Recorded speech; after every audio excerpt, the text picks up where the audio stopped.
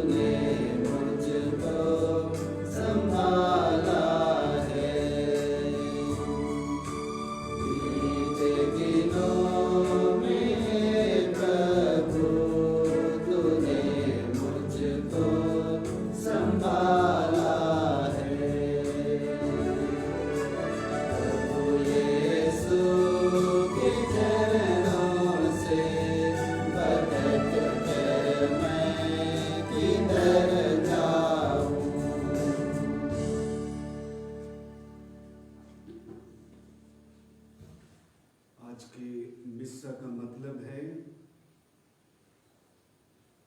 Shri Sylvester Toppo की पुण्यतिथि पर उसकी आत्मा की अनंत शांति के लिए आइए हम आज के इस मिस्सा पूजा विधान को अर्पित करेंगे। प्रभु सिल्वेस्टर टोप्पो की आत्मा को स्वर्ग राज्य में जगह दे, अनंत सुख के राज्य में उसे जगह दे और परिवारजनों को प्रभु शांति और आशीष प्रदान करे। पिता और पुत्र और पवित्र आत्मा के नाम पर आमीन।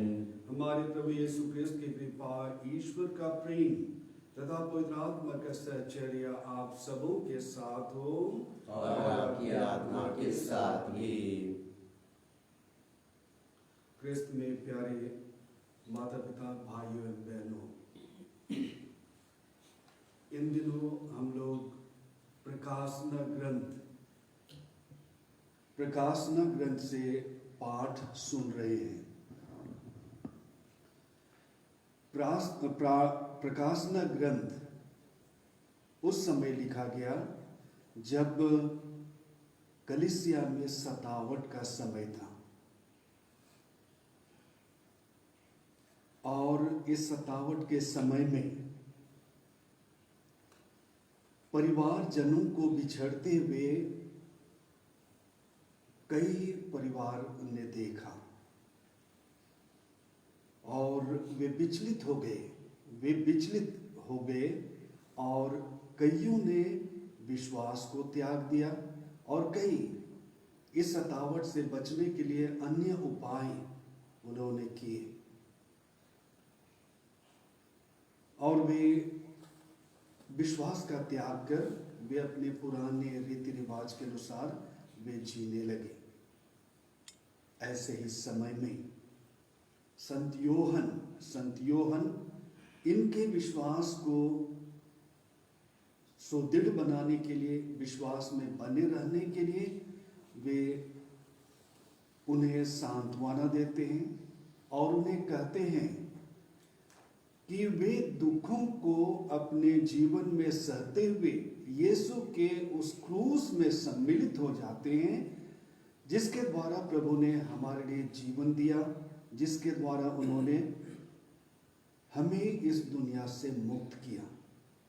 और दूसरी बात, संत योहन यह भी कहते हैं कि वे अपने इस मृत्यु के द्वारा, इस सतावट के द्वारा वे यीशु का साक्ष्य दुनिया को वे देते हैं। और इसलिए जो ईश्वर यीशु के का साक्ष्य देते हैं वे अनंत जीवन में वे प्रवेश करेंगे।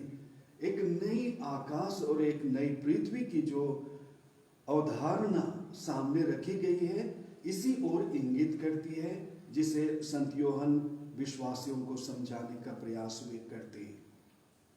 आज जब हम इस मिस्सा पूजा विधान में हम भाग लेते हैं तो आज हमें भी सोचने, विचारने और मनन चिंतन करने की आवश्यकता है कि जब हम जीवन के कष्टों में जब हमारे जीवन में हम कष्ट सहते हैं, जब हम अन्य कई प्रकार से अपने विश्वास में हम कष्ट को पाते हैं, तो हम याद रखें हमारे लिए प्रभु यीशु ख्रिस्त के साक्ष्य देने का समय है। हम प्रभु यीशु ख्रिस्त के वचनों को आत्मसात करते हुए हम जरूर उसका हम साक्ष्य दे सकते हैं।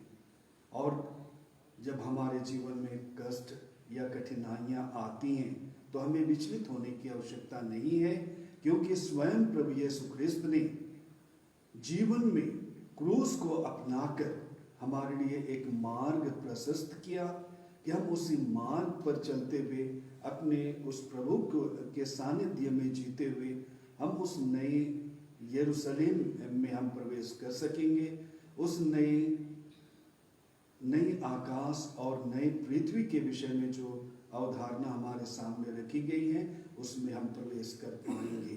तो आइए हम कुछ क्षणों के लिए मौन रहते हुए अपने छोटे बड़े सभी अवगुणों को प्रभु के सामने रखते हुए, विश्वास की कमी को रखते हुए, कष्ट और कठिनाइयों के समय हम कई बार विचलित हो जाते हैं, सांसारिक माया मोह में हम फंस जाते हैं। ऐसे क्षणों को आइए हम याद करें और प्रभु से हम क्षमा मांगे, पश्चाताप करें और हम प्रभु से आशीष और कृपा मांगे कि हमारे जीवन में हम प्रभु के ही बने रह सकें और उसी की शिक्षा के अनुरूप अपने जीवन को हम ढाल सकें।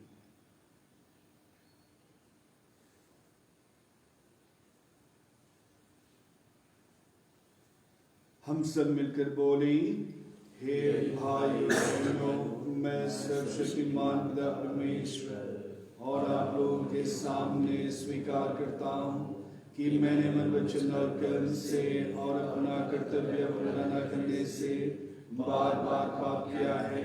मैं अपना दोष स्वीकार करता हूँ, इसलिए मैं निकवारी मरियम से, सब स्वर्गदूतों, सब संतों और आप लोगों से, हे भाई और बहनों, विनती करता हूँ कि आप मेरे लिए प्रभु परमेश्वर से प्रार्थना करें। सर्वशक्तिमान परमेश्वर हम लोगों पर दया करें, हमारे पाप क्षमा कर हमको अनंत जीवन प्रदान करें। आमीन।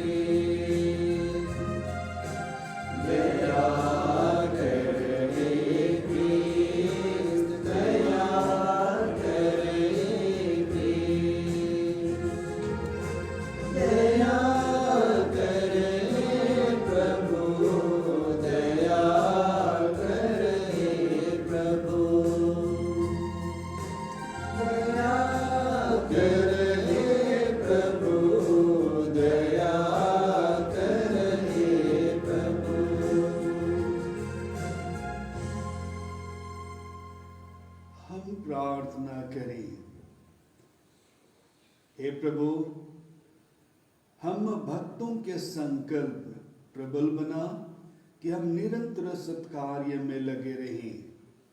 इसके फलस्वरूप हम तेरे प्रेम और दया के प्रभाव से शारीरिक तथा आध्यात्मिक रूप से सुस्वस्थ होते जाएं। हे प्रभु, आज हम श्री सिल्वेस्टर टोप्पो की आत्मा को तेरे हाथों में समर्पित करते हैं। हे प्रभु, तू उसे ग्रहण कर अनंत सुख के राज में उसे प्रवेश पाने दे। ऐसी कृपा कर हमारे प्रभु और तेरे पुत्र यीशु क्रिस्त के द्वारा, जो ईश्वर होकर तेरे तथा पवित्र आत्मा के साथ युगानुयुग जीते रहते और राज्य करते हैं। आमीन।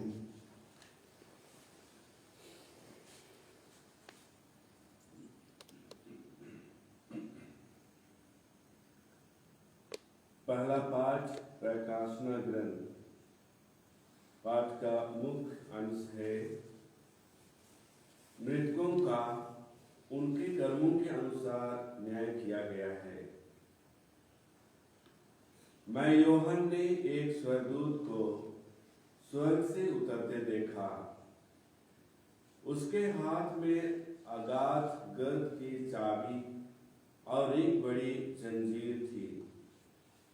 उसने पंखदार सर्प को, उसे पुराने सांप अर्थात इब्लीस या शैतान को पकड़कर 1000 वर्ष के लिए बांधा और उसे अगाध गर्त में डाल दिया। उसने अगाध गर्त बंद कर उस पर मोहर लगाई, जिससे वह सर्प 1000 वर्ष पूरे हो जाने तक राष्ट्रों को नहीं भटकाए।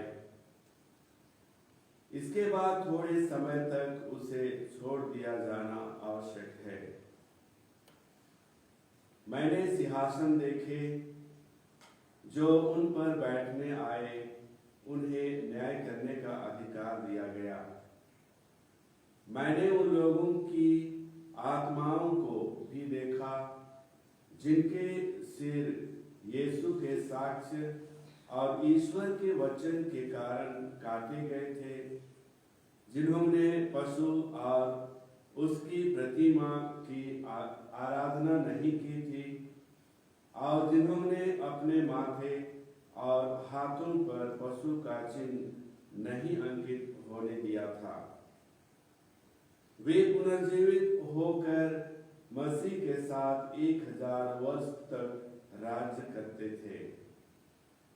मैंने एक विशाल श्वेत सिंहासन और उस पर विराजमान व्यक्ति को देखा।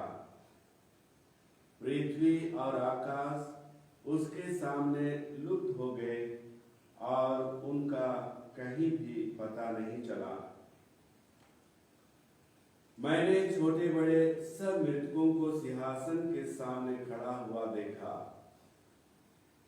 पुस्तकें खोली गई, तब जीवन ग्रंथ नामक पुस्तक खोली गई। पुस्तकों में लिखी हुई बातों के आधार पर कर्मों के अनुसार मृतकों का न्याय किया गया। समुद्र ने अपने मृतकों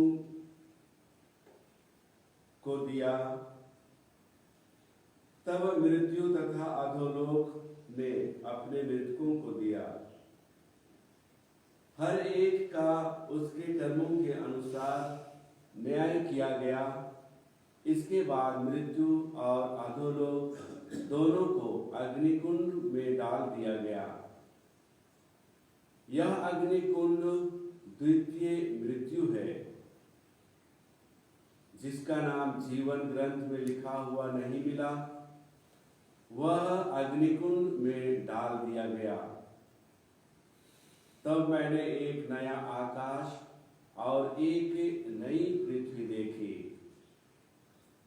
पुराना आकाश और पुरानी पृथ्वी दोनों लुप्त हो गए थे और समुद्र भी नहीं रह गया था। मैंने पवित्र नगर नवीन यरूशलेम को ईश्वर के यहाँ से आकाश में उतरते देखा। वह अपने दूल्हे के लिए सजाई हुई दुल्हन की तरह अलंकृत था। यह प्रभु की वाणी है। ईश्वर को धन्यवाद। भजन अनुवाक्य। देखो, यह है मनुष्यों के बीच ईश्वर का निवास। देखो, यह है मनुष्यों के बीच ईश्वर का निवास। प्रभु का प्रांगण देखने के लिए मेरी आत्मा तरसती रहती है। मैं उल्लासित होकर तन मन से जीवंत ईश्वर का स्तुति गान करता हूँ। देखो, यह है मनुष्यों के बीच ईश्वर का निवास। अनुवाक्य। देखो, यह है मनुष्यों के बीच ईश्वर का निवास। गौरैया को बसेरा मिल जाता है और अबाबील को अपने बच्चों के लिए घोंसला। हे विश्वमंडल के प्रभु, मेरे राजा, मेरे ईश्वर, मुझे तेरी वेदियां प्रिय हैं। देखो, यह है मनुष्यों के बीच ईश्वर का निवास। अनुवाक्य। देखो, यह है मनुष्यों के बीच ईश्वर का निवास। तेरे मंदिर में रहने वाले धन्य हैं, वे निरंतर तेरा स्तुति गान करते हैं।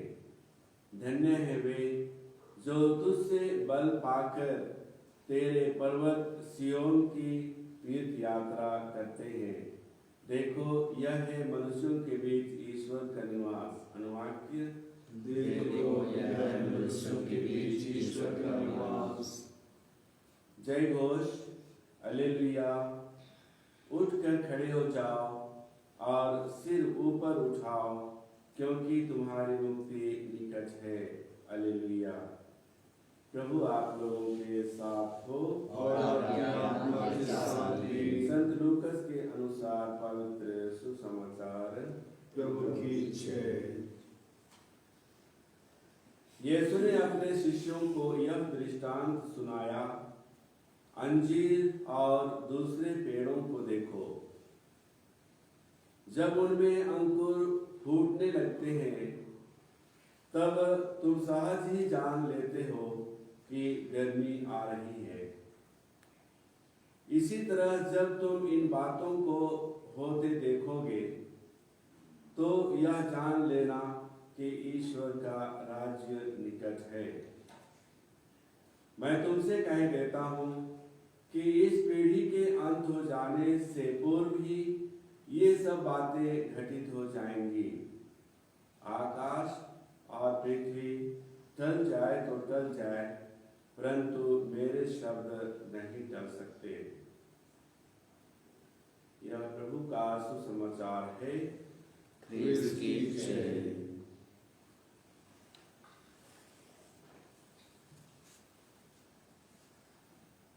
ख्रिस्त में प्यारे माता पिता, भाइयों बहनों, आइए कुछ क्षणों के लिए हम सुसमाचार के अंशों को आत्मसात करें।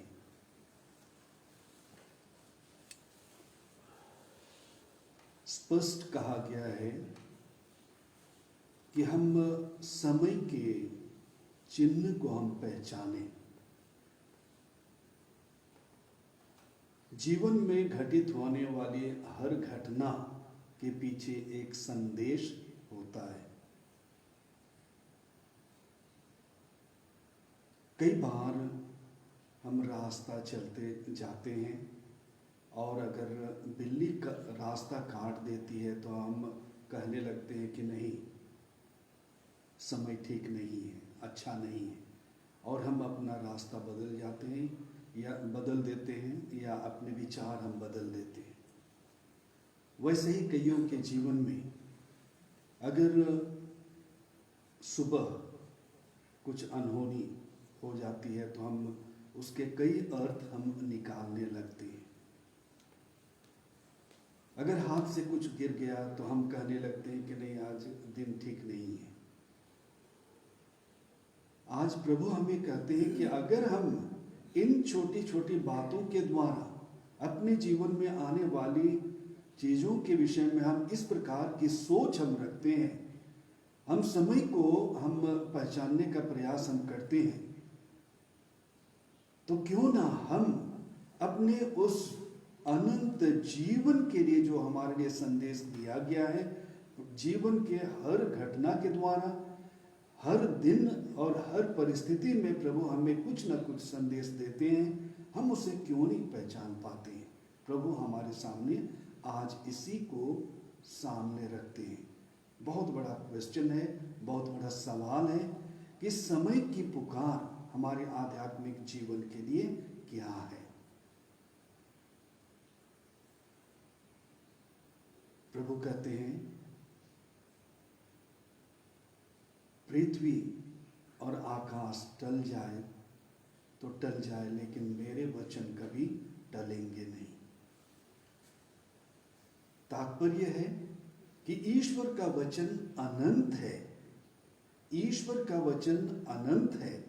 पृथ्वी की हर चीजें टल जाएंगी, नष्ट हो जाएंगी, जो बनाई गई है वो टल जाएगी, नष्ट हो जाएगी, लेकिन ईश्वर का वचन कभी टल नहीं सकता।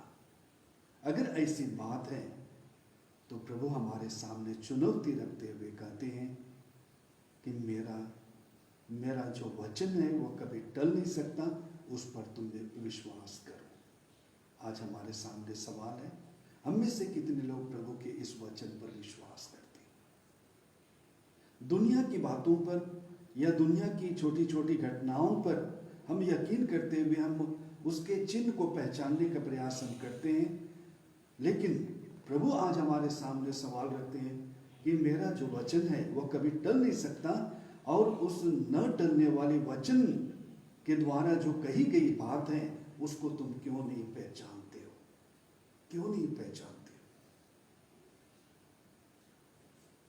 संत यूहन्ना अपने पहले पत्र अध्याय 2 पद संख्या 17 में कहते हैं कि जो मेरे वचन पर विश्वास करता है और उसके अनुसार जो चलता है वह कभी नष्ट नहीं होगा, वो कभी नष्ट नहीं होगा। तो ये जो वचन हमारे लिए दिया गया है, ये बहुत बड़ा चिन्ह है, इसको हम क्यों नहीं पहचानते। वैसे संत पौलुस अपने कुरिन्थियों के नाम, पहले कुरिन्थियों के नाम अध्याय 7 पद संख्या 31 में कहते हैं, पद संख्या 31 में कहते हैं कि जो दुनिया की जो चीजों को तुम देखते हो, जो बनाई गई है, ईश्वर के द्वारा सृष्टि की गई है, ये सारे के सारे नष्ट हो जाएंगे। और इसलिए जो दृश्य तुम देखते हो उसकी खोज में तुम लगे रहते हो, लेकिन याद रखो तुम्हारे लिए ये सारी चीजें नष्ट हो जाएंगी, और इसलिए तुम्हें उस अनंत की खोज में लगे रहना है जो अदृश्य है, जो अदृश्य है। पुनः दूसरे कुरिन्थियों के नाम संत पौलुस 4 अध्याय 18 में कहते हैं, 4 अध्याय 18 में कहते हैं कि तुम उस न बुझने वाली, उस न खत्म होने वाली चीज की खोज में तुम लगे रहो, और वो है ईश्वर का वचन, वो है अनंत जीवन। उसके पीछे हमें लगे रहना है। और इसलिए दुनिया की चीजों को देख करके हम पहचानते तो हैं कि आज ये घटना घटेगी, आज हमें नहीं जाना है, लेकिन क्या प्रभु के द्वारा दिए गए वचन के अनुरूप हमारे जीवन में क्या होने वाला है, उसको क्या हम पहचानते हैं। वर्तमान में कोरोना वायरस के विषय में कई प्रकार की भ्रांतियां चल रही हैं। कोई कहता है कि संसार ने ईश्वर को भुला दिया था और इसलिए ये विपत्ति आई। कई इसे पहचानने का प्रयास करते हैं कि इसके पीछे ईश्वर की इच्छा क्या है। हो ना हो, ईश्वर की इच्छा हमारे लिए भी इस विकट परिस्थिति के द्वारा कुछ है जिसे हमें पहचानने की आवश्यकता है। ईश्वर हमसे जरूर कुछ कहना चाहते हैं, जैसा आज के सुसमाचार में हमें कहा गया है कि दुनिया में घटने वाली हर घटना के पीछे आप अर्थ निकालते हो, लेकिन क्या इस परिस्थिति में भी क्या हम ईश्वर की इच्छा को ढूंढने का प्रयास हम करते हैं? आइए प्रभु हमें आशीर्वाद दे, प्रभु हमें अपने शक्ति प्रदान करे ताकि हम ईश्वरीय इच्छा को जान सके, पहचान सके और उसके अनुसार हम जी सके। E49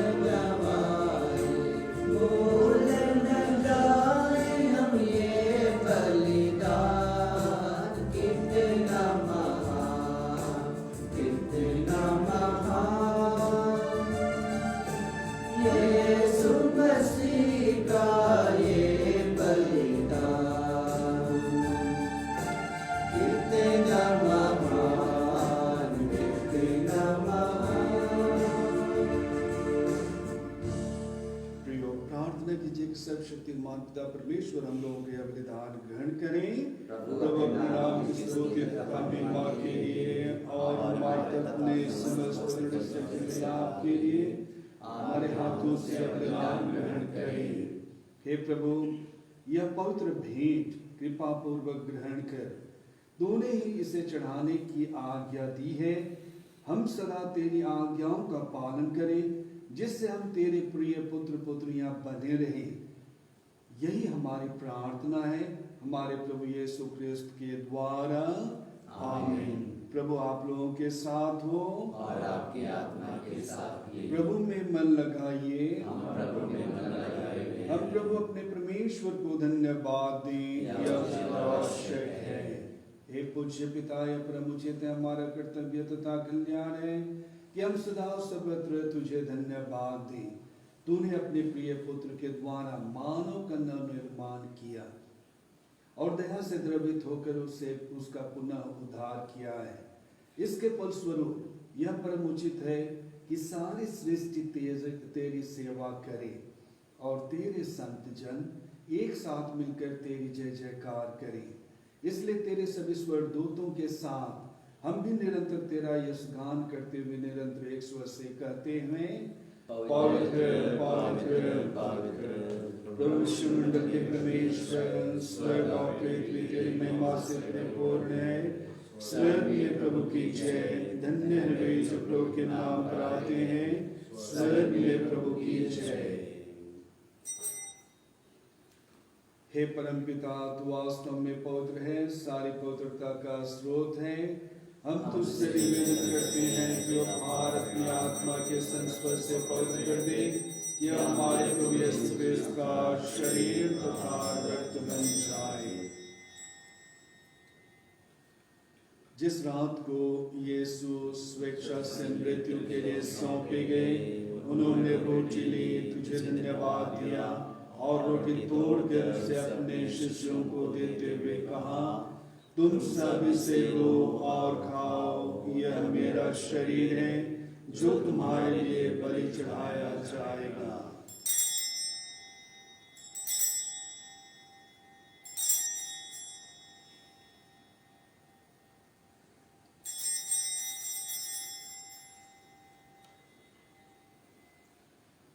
इससे भांति भोजन के बाद उन्होंने कटोरा लिया, तुझे धन्यवाद दिया और उसे अपने शिष्यों को देते हुए कहा, तुम सब इसे लो और पियो, यह मेरे रक्त का कटोरा है, नवीन और अनंत उत्थान का रक्त, जो तुम्हारे और बहुतों के पापों की क्षमा के लिए बहाया जाएगा। तुम मेरी स्मृति में यह किया करो।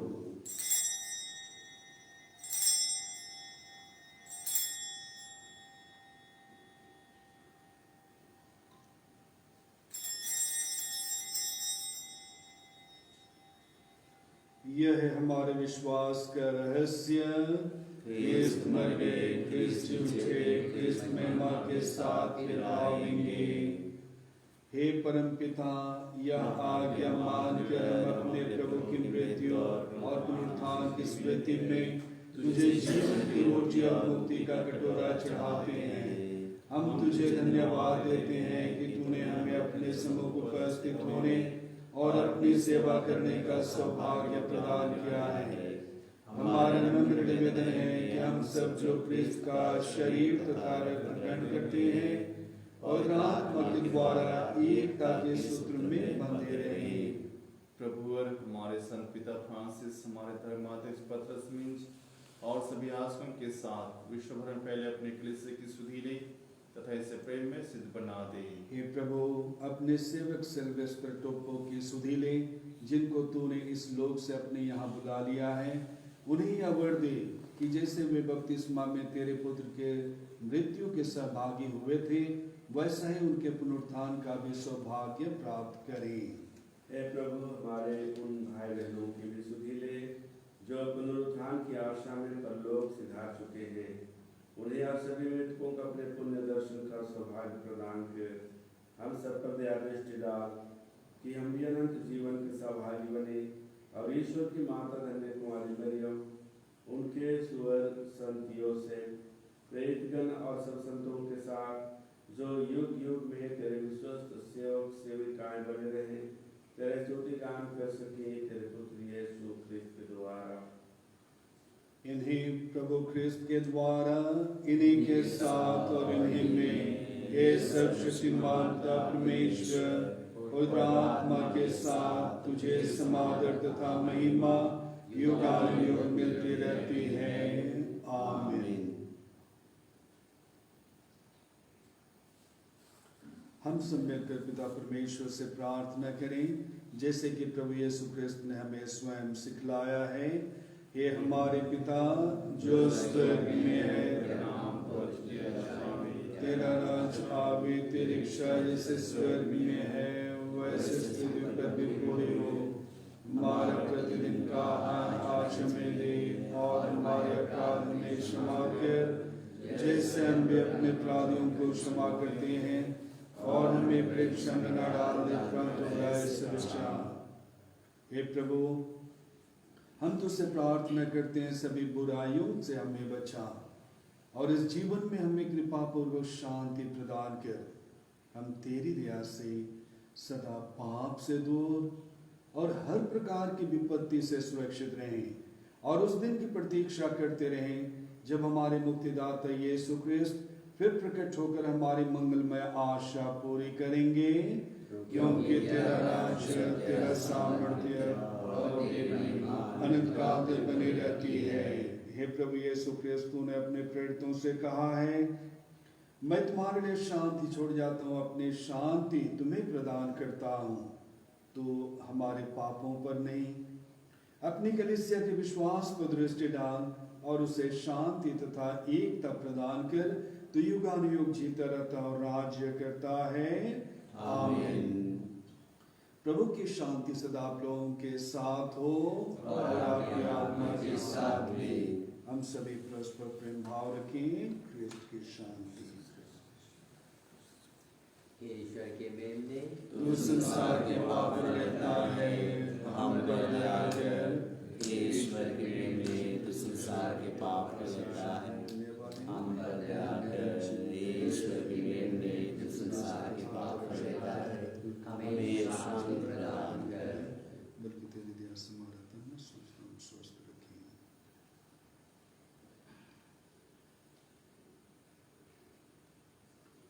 देखिए ईश्वर का मेमना जो संसार के पाप पर लेते हैं। धन्य है हम सब जो प्रभु के इस प्रीति भोज में बुलाए जाते हैं। हे प्रभु, मैं इस योग्य नहीं हूँ कि तुम मेरे यहाँ आवे, किंतु एक शब्द कह दीजिए और मेरी आत्मा चंगी हो जाएगी। क्रिस्त शरीर तथा रत्न जीवन के लिए हम प्रत्येक की रक्षा करता रहेगा। F51.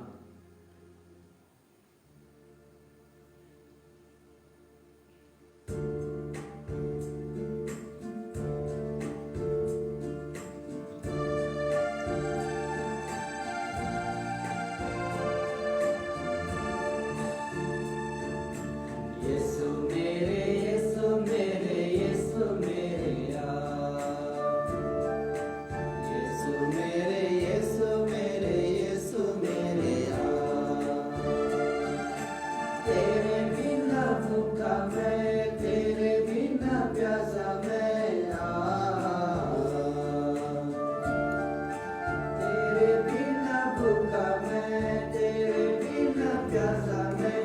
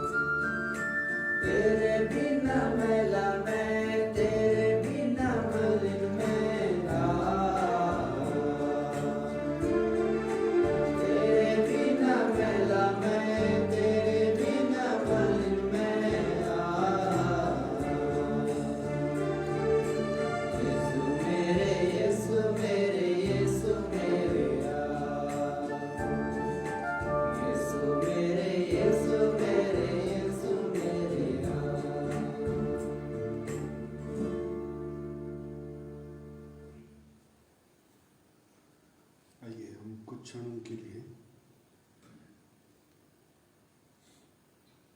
प्रभु से संयुक्त होते हुए, उसके सानिध्य में रहते हुए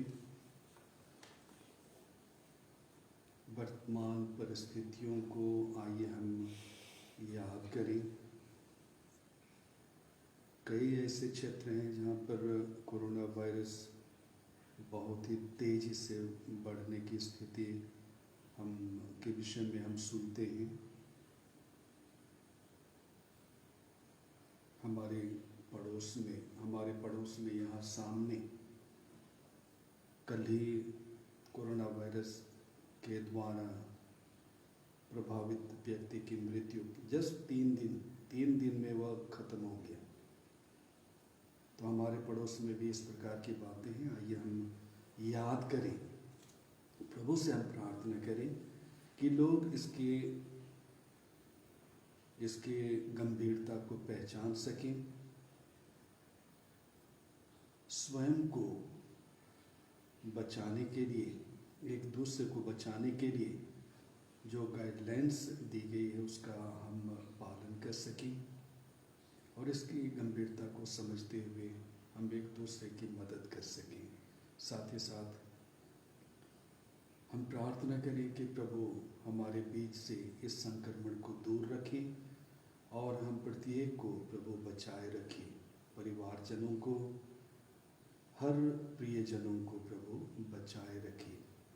साथ ही साथ पूरे विश्व को आइए हम प्रभु के सामने रखते हुए हम प्रार्थना करें कि प्रभु पूरे विश्व से इस बीमारी को दूर करने में डॉक्टरों की, नर्सों की और सुरक्षा कर्मियों की मदद करें और जो वैक्सीन की खोज में लगे हुए हैं प्रभु उन्हें सद्बुद्धि प्रदान करें, अपनी आत्मा की शक्ति उन्हें प्रदान करें। आइए हम मौन रहते हुए इन सब के लिए हम प्रार्थना करें।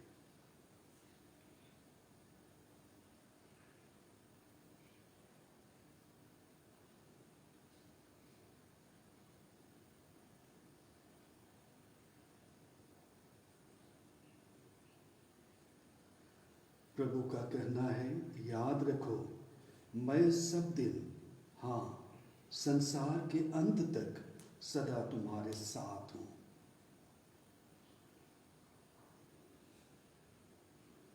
हम प्रार्थना करें।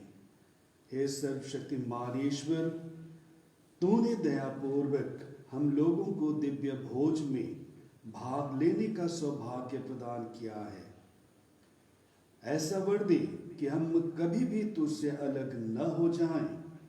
हम यह प्रार्थना करते हैं अपने प्रभु यीशु ख्रिस्त के द्वारा, आमीन।